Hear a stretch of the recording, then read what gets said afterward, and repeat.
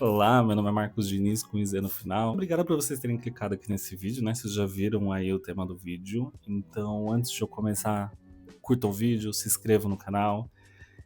E se quiserem já deixar algum comentário, eu vou ficar muito feliz, porque eu tô muito triste que eu perdi o vídeo inteiro. Perdi não, né? Não gravou o vídeo inteiro. E o pior é que eu sempre confiro, né, no meio do vídeo, mas dessa vez eu não conferi. Bem, o Memória de uma Geisha, aqui no Brasil ele completou 20 anos agora, né, em fevereiro. Nos Estados Unidos ele foi lançado em novembro de 2005. Eu acredito que esse filme tenha sido um dos primeiros que me fez eu... Não, tem outros, mas esse aqui fez com que preenchesse essa vontade de estudar mais sobre direção de arte e bastidores de filme. E o livro foi um dos primeiros que eu me apaixonei por inteiro, pela história, contexto e tudo que ele tá contando ali. Então, como um especial para esse filme, atrasado, mas ainda assim sendo um especial, eu vou dividir esse vídeo em duas partes, tá?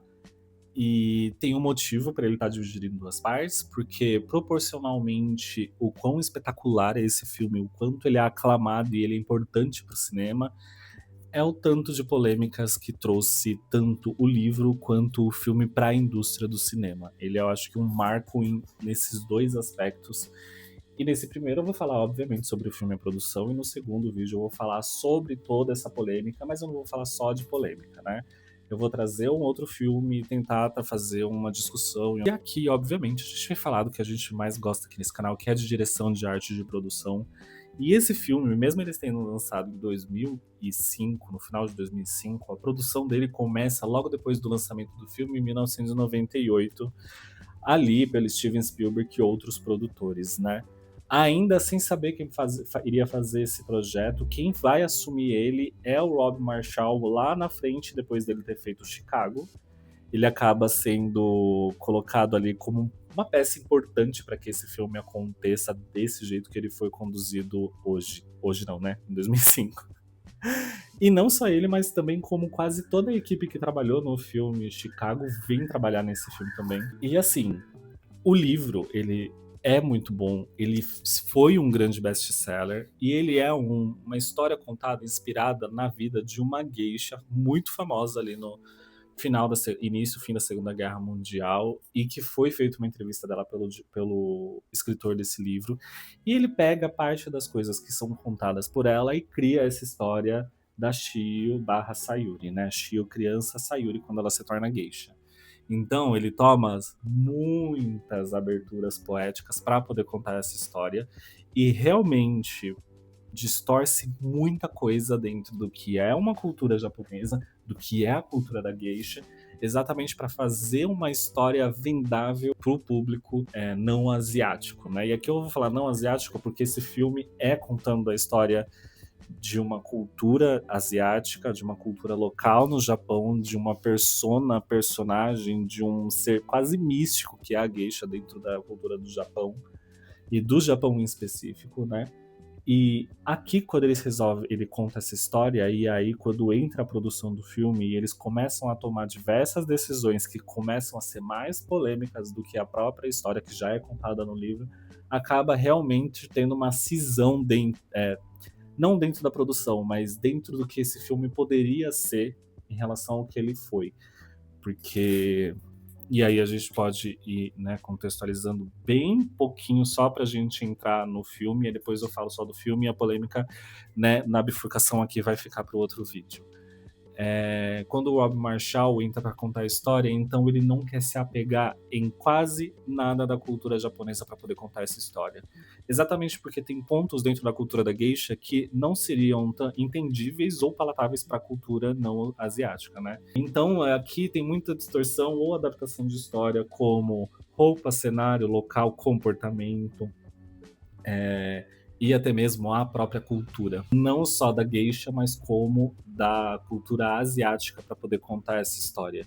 Então, aqui quando eles começam a tomar as decisões para fazer esse filme, o Rob Marshall, eles dão ali uma entrevista junto com o John Mayer, que é o diretor de produção desse filme. E aí ele conversando numa entrevista, ele fala: desde o início, Rob disse que estávamos fazendo uma fábula, um conto de fadas. Ninguém queria fazer uma recriação de museu. queríamos contar uma história emocionalmente realista. E isso aqui dentro, óbvio, de uma concepção norte-americana do que é realista, conto de fadas, fábulas ou recriação de museu. Essa fala aqui, ela já dá o tom de como que eles iam conduzir essa produção e quão grande ia ser a necessidade deles de modificar tudo o que é em relação ao original dessa cultura e do que iriam retratar ali nesse filme. Para vocês terem noção, né, as personagens principais desse filme, né, que são três, que é a Shio Sayuri, né, que é a Zhang Zi, que é a geisha, a Hatsumomo, que é a geisha mais velha da Okiya que ela mora, que é a casa que ela mora ali, né, e a Mameha, que é a geisha mais velha, que adota a Sayuri na história. São três atrizes chinesas, né? A Zhang Zi e a Gong Li são chinesas, a Michelle Yeoh, ela é malásia, mas ela faz a carreira dela ali na China, né? E quando existe o anúncio delas serem as personagens principais desse filme, existe uma cisão muito grande dentro dessa história do que ela é para o mundo não asiático, né? Para o mundo ocidental e para o mundo asiático. Que em grande parte da Ásia esse filme ele é criticado, ele não é bem recebido e na China chega a ser banido o lançamento dele pelo discurso de que eles não aceitavam atrizes chinesas, atrizes grandes chinesas principalmente, fazendo o papel de japonesas no cinema. E esse filme é banido da China ali naquele momento. Então, para você ver o grau, né, o nível de importância ou, na verdade, de distorção que eles acabam fazendo nessa história. E até mesmo para entendimento, né? Acho que para a gente começar, eu acredito que é um dos pontos mais importantes desse filme, que é o ponto de distorção, não na cultura japonesa, mas, num geral, o entendimento do que é uma geisha, não só no cinema, mas quando no mundo, não só no Brasil, nos Estados Unidos, mas até na China, por essa fala, é de que a geisha é uma artista. A Orian é como se fosse quase um paralelo da geisha, ela não é uma geisha, ela é uma Orian. Ela sim é uma cortesã, ela é uma cortesã de luxo, né? Dito aí como uma prostituta, a gente pode dizer para ficar mais fácil. A geisha, ela não vende o seu corpo, virgindade ou qualquer coisa relacionada ao sexual. É muito importante para isso, para que a geisha exista, que ela não faça isso. Porque ela é uma mulher, uma menina, uma criança que estudou a vida inteira para ser uma artista. A Orian, não. Ela é, sim, criada para ser uma cortesã de luxo. E isso, sim, é onde vem o Mizuagi de que é vendida a virgindade dela ali no final da juventude, início da vida adulta, quando ela tá pronta para ser uma Orian mesmo.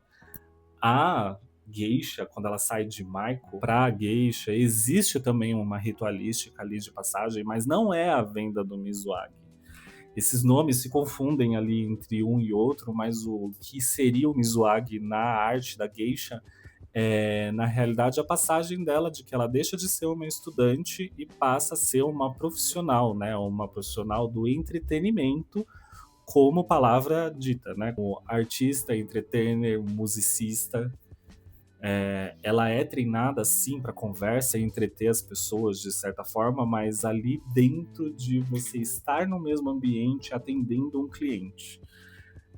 E ela canta, ela dança, entende de diversas questões ali dentro do universo, né, da geisha ou de conversas. Ela tem ali a interpretação como também uma parte, mas a interpretação dentro da geisha não entra no kabuki. O kabuki, ele é uma arte masculina, digamos. Mas aí é muito fácil, né? Quando é o homem fazendo é arte. Quando é a geisha, quando é a mulher, a gente fala que é prostituta. Isso daí se confunde não só no Japão, mas como também em toda cultura onde quando uma mulher precisa ali de um patrono, ela é uma prostituta. E o homem, quando ele precisa de um patrono, ele tem, na verdade, um mecena, né? Porque se Leonardo da Vinci fosse japonês, ele seria uma prostituta, então? Ah, não, porque no Japão também tem essa diferença de se Leonardo da Vinci estivesse no Japão, ele seria do kabuki ou um artista totalmente respeitado. Mas, né, no Japão a gente tem a geisha. no Kabuki os homens podem ter uma vida, se relacionar, ter família e passar de geração para geração, né, a cultura do Kabuki. Já a geisha, mesmo sendo uma artista, ela não pode fazer isso. Porque ela é uma geisha, ela tem que se doar a vida para arte. Mas aqui a gente vai começar a entender diversas questões que aí vai estar no outro vídeo.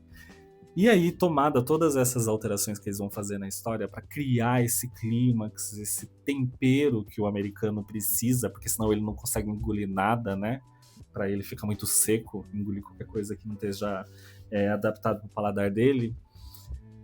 A gente vai começar essa história sendo construída muito antes, né? Quando eles decidem ir para o Japão ver se existe essa possibilidade de filmar o Memória de uma Geisha em Kyoto, né?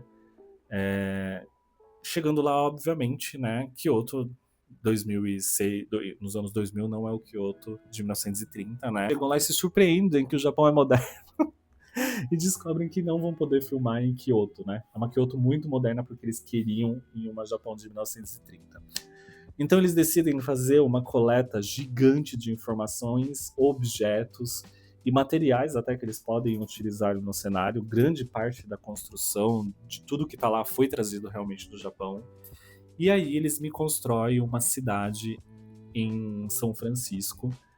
Primeiro, ela em uma escala muito menor, né? Para que eles conseguissem resolver primeiro todas as necessidades do que eles poderiam adaptar de onde filmar determinadas cenas, ângulos de câmera, como trabalhar todo o conceito de a gente ter uma história de 2 horas para contar e como que a gente consegue passar por diversos lugares, mesmo que repetidos, mas sem que as pessoas percebam que é o mesmo lugar, né? Então eles constroem uma maquete em tamanho não real, né? Em tamanho pequeno, e filmam com uma câmera diversas cenas do filme, ou pelo menos caminhos que eles queriam fazer ali para ver se ele iria funcionar, e funciona, e eles decidem construir uma cidade inteira. E a cidade é tão grande que eles constroem para poder fazer esse filme que ela é comparada ao filme Gladiador, que é ali do início dos anos 2000 também, que era uma das maiores estruturas já construídas para uma produção cinematográfica. Esse filme é comparado ali ao Gladiador, e ainda assim, que para resolver algumas questões de iluminação, porque eles queriam uma nuance de iluminação que trouxesse esse espírito de fábula, de contos de fadas para o filme, né? Uma fotografia que não precisasse ser retocada, mas que ela fosse amena já no dia a dia, e que eles conseguissem fazer esse tratamento de imagem sempre ter a luz ali muito forte. Então eles constroem a maior cobertura já feita para o cinema, uma tela de seda, né, onde eles têm ali 4.000 metros quadrados, cobrindo toda a cidade, né, eles precisam criar ali uma estrutura de quase de navegação, né, de veleiro, né, navio, para poder trabalhar com aquilo, porque venta muito ali naquela região, o solo ele é pantanoso, né? Então eles precisam construir 2 estruturas lado a lado nos extremos da cidade e puxando essa cobertura e cobrindo a cidade inteira nos momentos de necessidade. E inclusive em algum momento ali eles acabam descobrindo que eles precisam iluminar por cima, né, esse tecido, e eles descobrem que quando eles iluminam com luzes mais fortes a seda de cima para baixo, eles têm uma luz de dia, então entra no cronograma de filmagens de Memória de uma Geisha, que eles podem filmar cenas que se passam durante o dia à noite, mas usando essa iluminação. Em alguns momentos são cenas que são filmadas à noite, mas na verdade está de dia. E eles usam isso exatamente, principalmente, né, nos momentos onde tem mudança de estação. Então, à noite, ou inverno, ou outono, onde tem uma bem mais amena, e ali eles estão em São Francisco, né, onde é muito calor naquele período que eles estão filmando. Então você imagina que tá 40 graus, mas quando eles colocam ali o tecido e fazem do jeito certo o manejo daquele tecido, eles conseguem, por exemplo, simular que eles estão no inverno ali no Japão, a iluminação, só precisando, óbvio, né, fazer as substituições de árvores, né, que eles fizeram de uma forma onde eles substituíam as árvores inteiras em pouquíssimas horas. A árvore inteira. Tirava uma árvore de uma estação, colocava outra para poder fazer as filmagens, e as adaptações necessárias, né.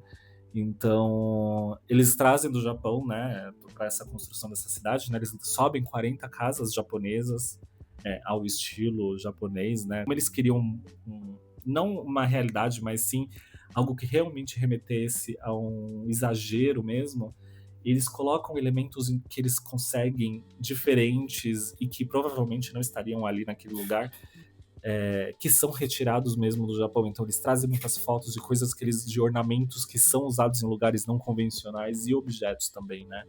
Desde o sininho em formato de flor que tá ali caindo junto com a chuva, pendurado no telhado, quanto o peixe entalhado em madeira e outros objetos de cena que estão ali.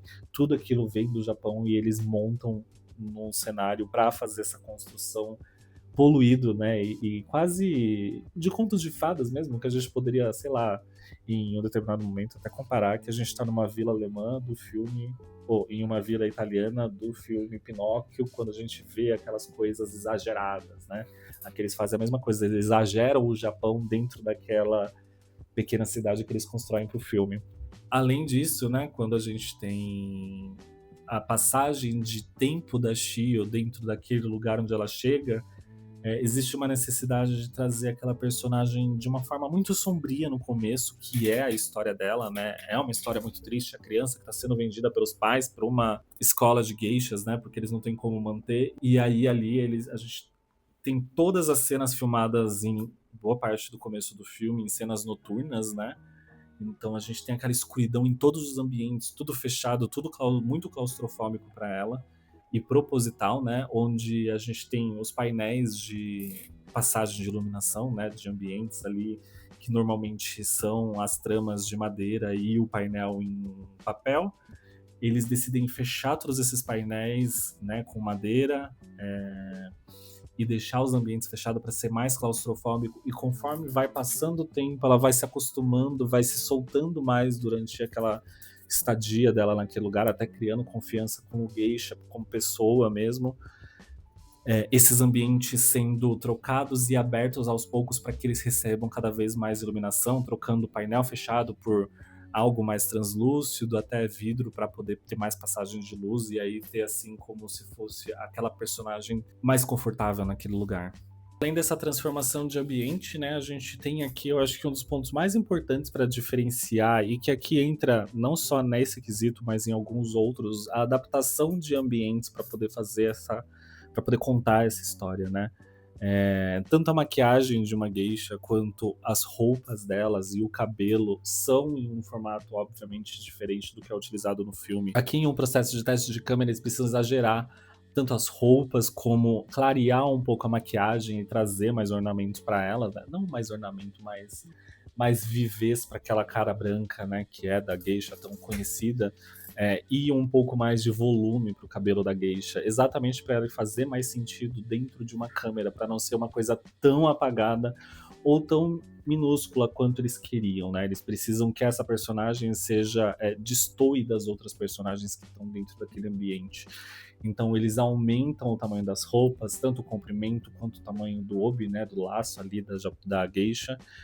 E também tentam trabalhar de outra forma ali, até as danças que elas fazem, em alguns momentos são recriações, né, de danças tradicionais, mas em outros eles recriam de uma forma totalmente livre o que é a dança da geisha, né? E antes de ir pro ponto, né, de falar ali das adaptações das danças, a gente tem a recriação dos ambientes onde a geisha tá, exatamente para fazer como se estivéssemos vendo na visão não de uma geisha, mas da Shio em específico, né? Aquela menina tímida que chega naquele lugar.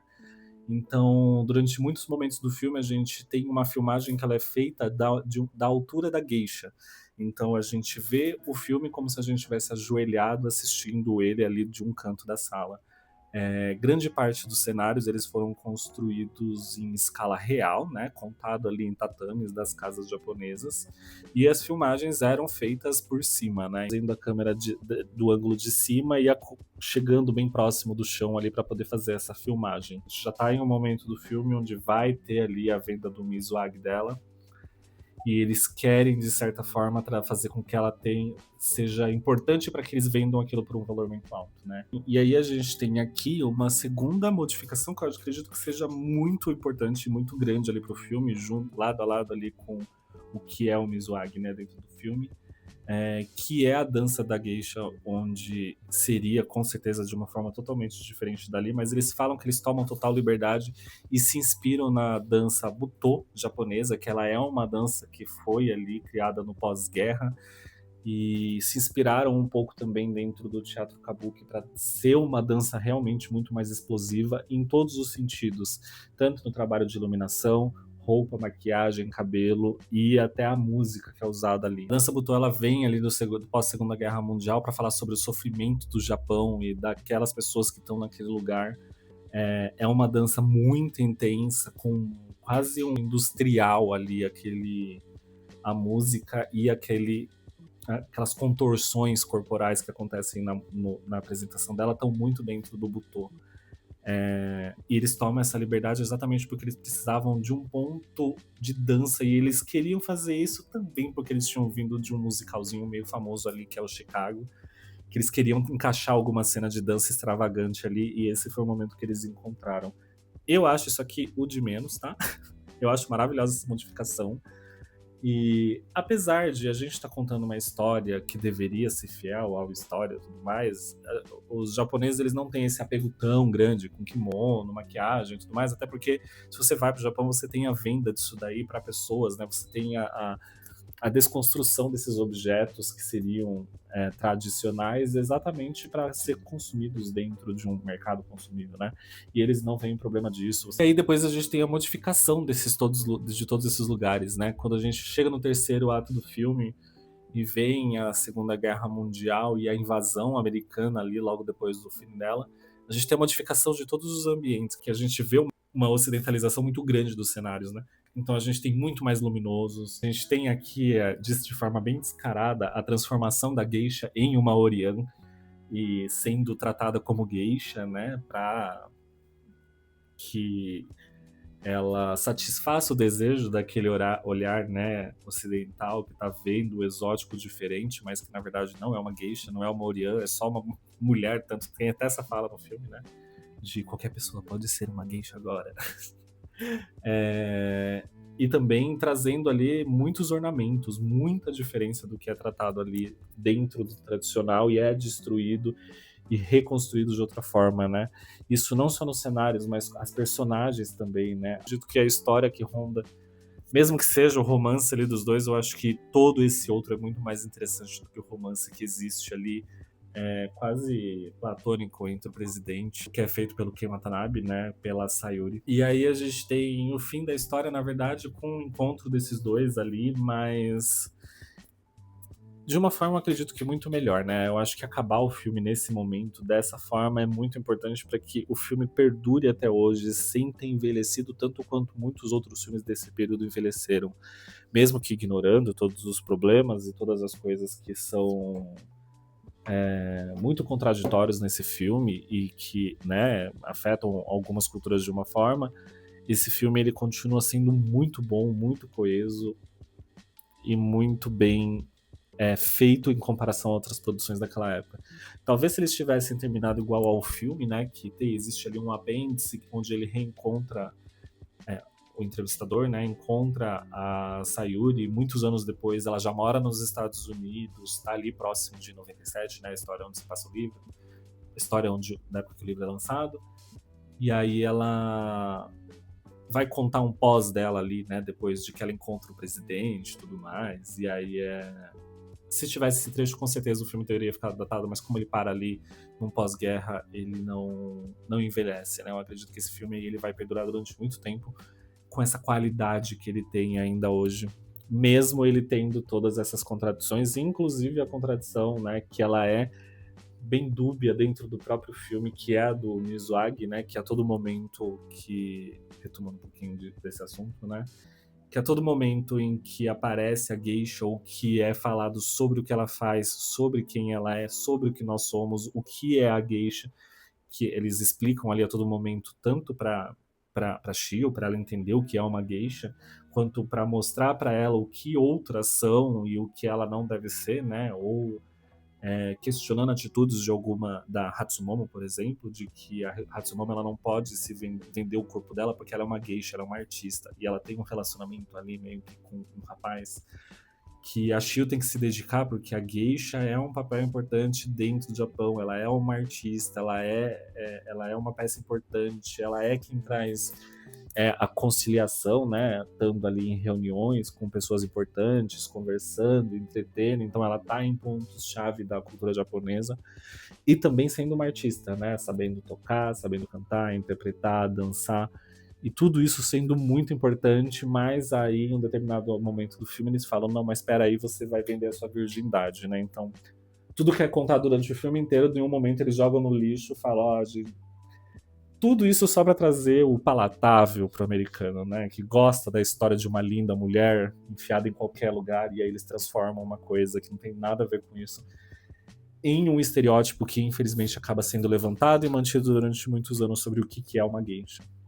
E inclusive até hoje acredito que as pessoas devam confundir muito achando que a geisha é uma prostituta, quando na verdade não é a geisha, é uma oriana. Então, fica aqui, né, essa história. Então, muito obrigado por vocês verem o vídeo até aqui. Me falem sobre o que vocês acham desse filme, a impressão de vocês, o que você atraiu, assim, vocês, ele, se vocês ficavam tão alvoroçados quanto eu fiquei quando eu vi ele pela primeira vez, pela segunda, pela terceira, pela quarta, quando eu li o livro e quando eu reli o livro. Muito obrigado, se inscrevam, curtam o vídeo e a gente se vê no próximo vídeo. Até mais, tchau, tchau.